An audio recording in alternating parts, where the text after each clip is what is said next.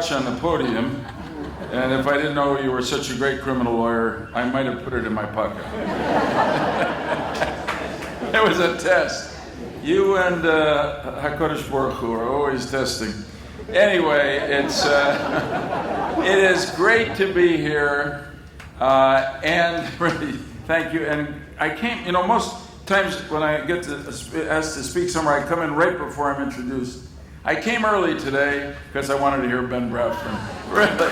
And he's great. And I said to Hadassah about halfway through your remarks, sweetheart, my wife was with me, if, God forbid, I'm ever charged with a crime, don't call our rabbi. Call Ben Brafman. So, anyway, thank you for all you do, for the inspiration that you are. And let me recognize and say how honored I am to have the former prime ministers of Canada and Australia, Stephen Harper and Tony Abbott.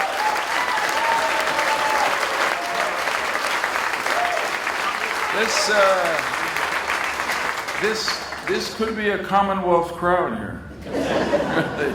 I admire both of these gentlemen greatly. They've both been great public servants and really extraordinarily loyal friends of the State of Israel. And honestly, we honor our friends and remember them. I'm a bit envious of them because when I was a senator, I got to be called the Honorable Joe Lieberman. These two were the Right Honorable Harper and Abbott. So, I look forward to that. Anyway, I'm going to start, in a sense, where Ben Brafman ended, because when I got the invitation to speak at this conference sponsored by Shurat HaDin, the truth is, I had never heard of Shurat HaDin. And so I started to ask Israeli friends, and the answer was this: oh, Nitzana's project. Or it was just, oh, Nitzana, like that. So she's a little bit, she's known by only her first name. She's a bit like Madonna. But when I looked at the website and I started to talk to people, I was really impressed, and that's why I'm so honored to be here.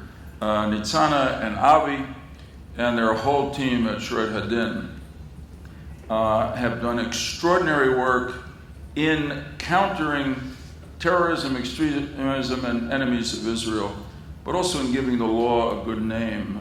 Since we're talking about the Commonwealth, I think someone once said, Winston Churchill, that he took the English language into the Second World War. So these two have taken the rule of law into the war against terrorism and extremism, and done an extraordinary job. And you make the law look good, which it often doesn't. There are too many. I spent a lot of my time traveling around Washington, America, and the world with the late and great Senator John McCain. And the only thing that was painful to be with John is that he loved to tell anti-lawyer jokes. So I'm not going to tell one of those, but you have taken the law and shown us how it can serve an extraordinarily important purpose in the pursuit of justice.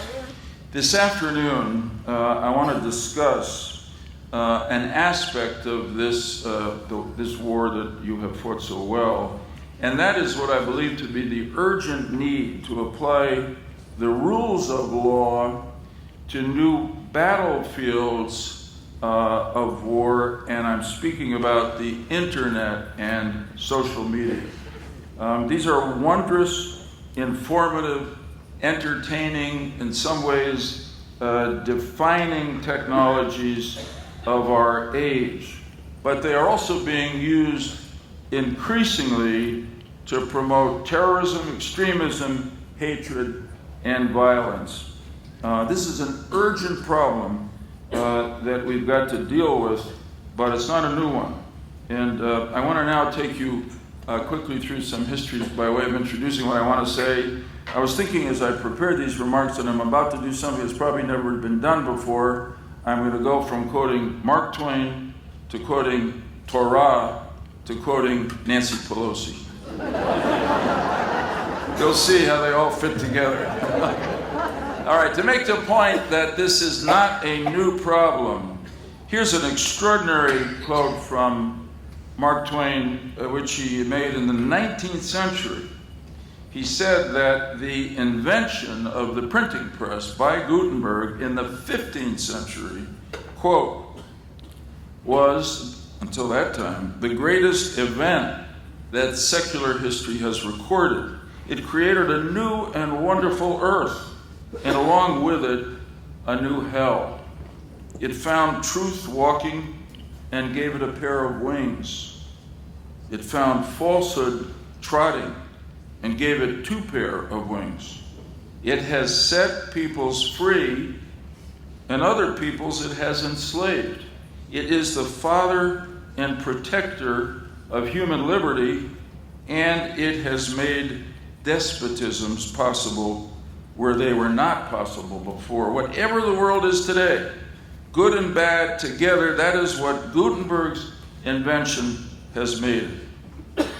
Now, in the 21st century, we could change the words Gutenberg's printing press to internet, and Twain's other words of the extraordinarily good and extraordinarily bad effects would fit perfectly. This is our problem and our challenge, and I'm going to talk about the Torah briefly because I think the Torah provides us with a setting and an answer.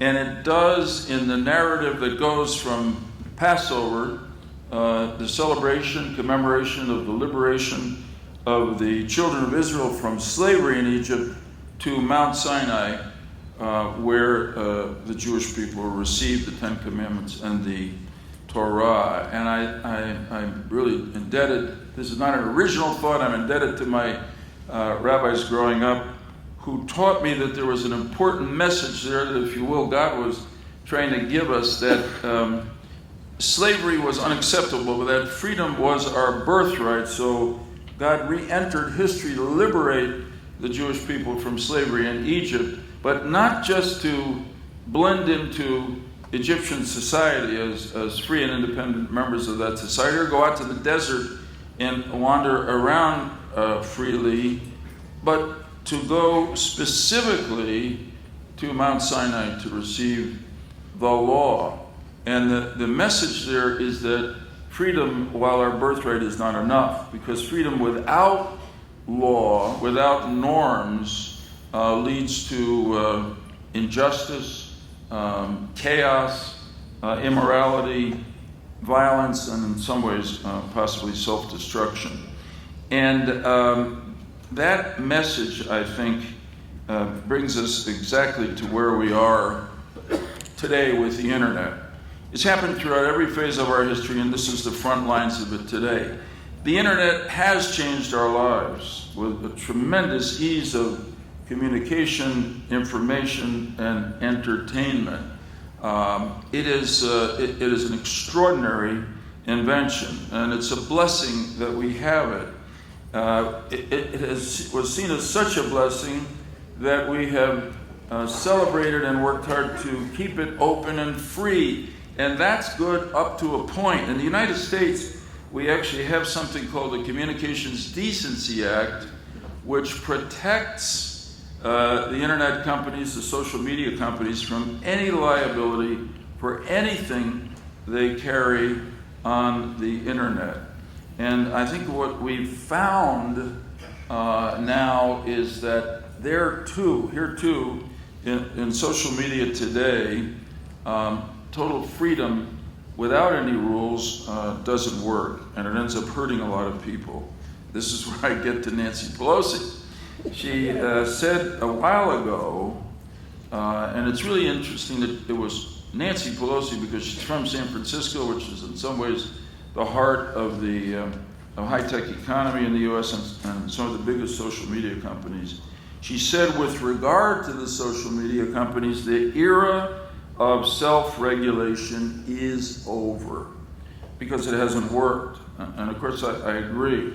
Allowing the Wild West mentality to prevail in cyberspace has not protected us and our societies from its misuse, and that's why I think we need to enact values into law and regulation to preserve the best of the internet while protecting us from the worst. And that's what I want to talk about today. I'm going to go back personally, 2014, 5 years ago, together with a man named Mark Wallace, who was an ambassador at the United Nations in the Bush administration.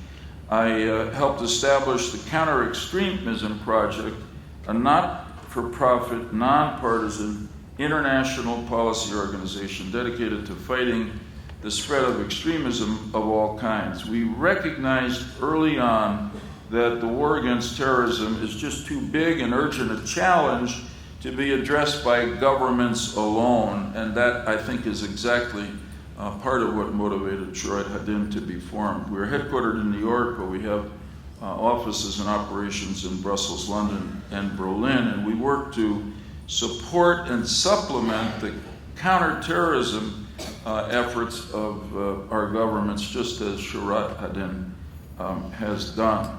CEP found early on in our history that we needed to ask the internet and social media companies to recognize the connection between extremist content online and terrorist attacks, and to strengthen their companies' policies and enforcement of what they call their terms of service. Honestly, for a long time, we were banging our heads, as my mother would say, against the wall.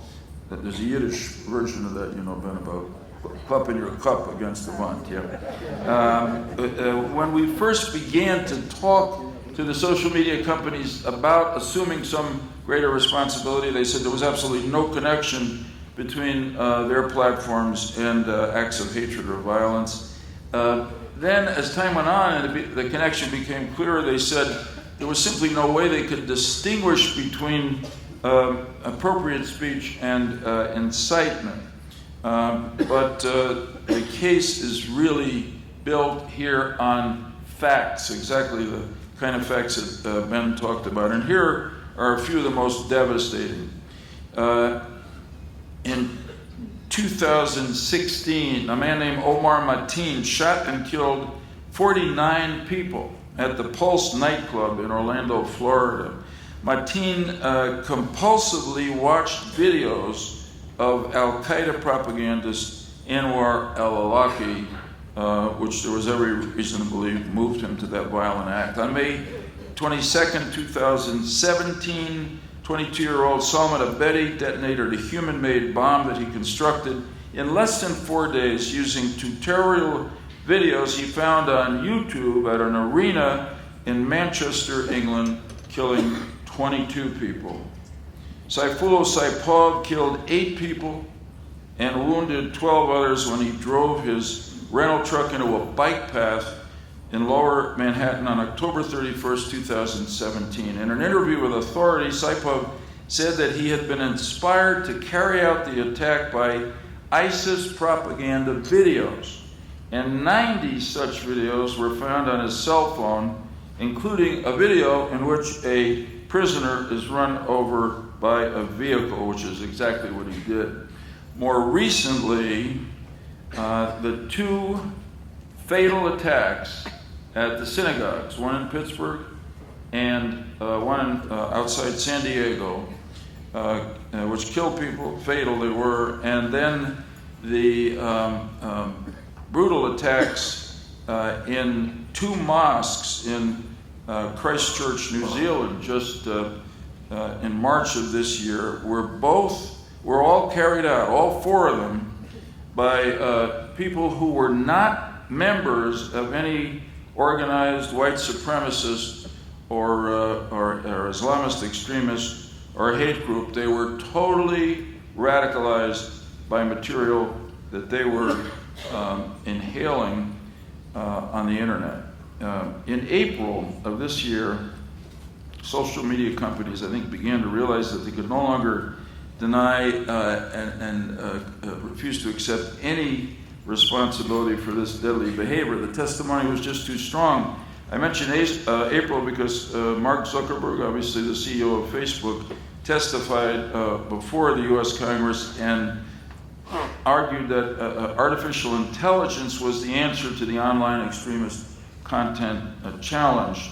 But recently it was revealed that the company's AI tool is still struggling to distinguish, if you could believe this, between broccoli and marijuana. I'm going to let that sit where it is. Reeling from the failure and the obvious accountability for the Christchurch, New Zealand murders, 50 people, I believe, killed in those two mosques in the same day.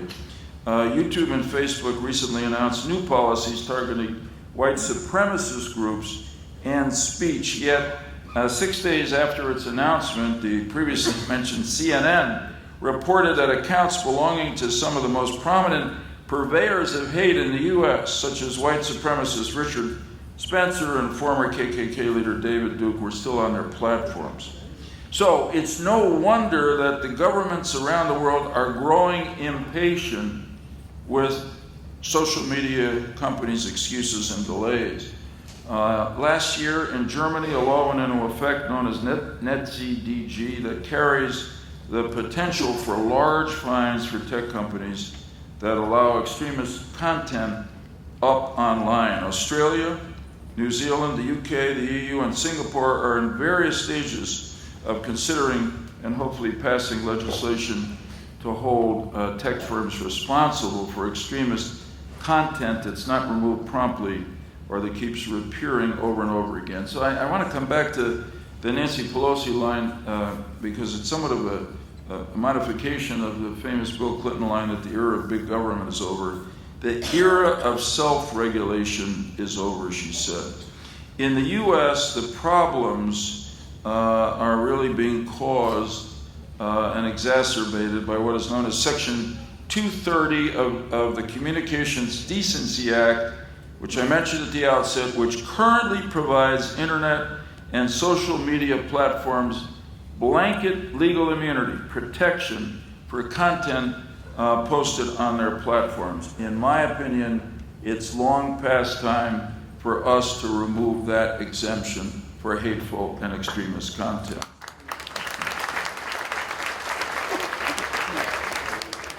On April 11th, 2018, President Trump signed into law what became known as the FOSTA SESTA package of legislation, and in part, it amended Section 230 of the Communications Decency Act to enable victims of sex trafficking to sue websites that they could argue and prove contained information and material that enabled or encouraged their abuse. That establishes a very important precedent for enforcement by litigation. The attorneys general of various United States are now pushing for another amendment to Section 230 of the Communications Decency Act to give them the power to tackle illegal online opioid sales. And I believe very strongly that the U.S. government now has to do the same, and I'm accepting today the responsibility to carry that argument to Washington and convince some of my former colleagues to introduce legislation that will do that.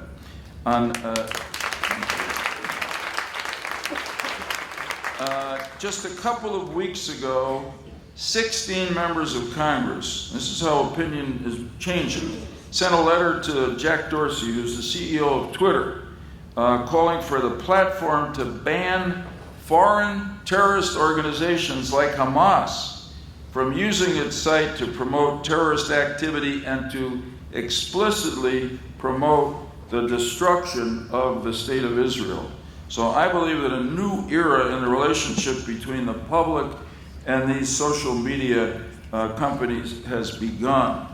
As you may know, there have been a number of lawsuits filed in past years, some of them by Shurat HaDin lawyers, on behalf of victims of terror and their families seeking to hold Facebook and others liable for supporting terrorist groups by letting them use its social media platform to further their goals. And so far, every one of the courts that have heard these cases have ruled against the victims upholding Section 230 protections for the tech companies.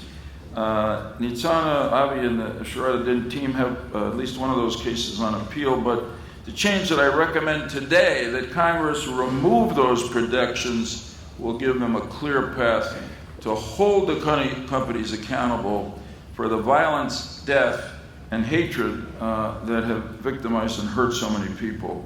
I'm a person who believes in the law. Maybe it was because I was raised, as Ben Brafman was, studying the Torah and understanding the importance of law to achieve justice and protect freedom. I must say, I was moved in that first Google search I did of Shurat HaDin that Nitzana and Avi were motivated to form Shurat HaDin by their understanding of what the Southern Poverty Law Center had done in the United States to use law, litigation, to advance the civil rights of all Americans, particularly those who were being denied equality because of the color of their skin. And I must say I've reached an age now, thank God, where I can look back and I see enormous progress that has been made in America and throughout the world through law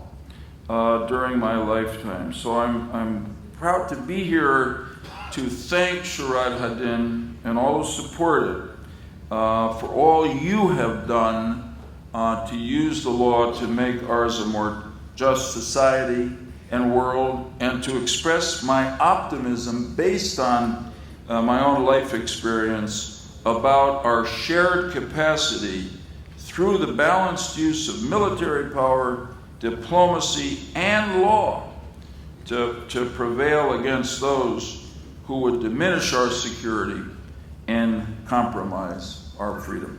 Thank you very much.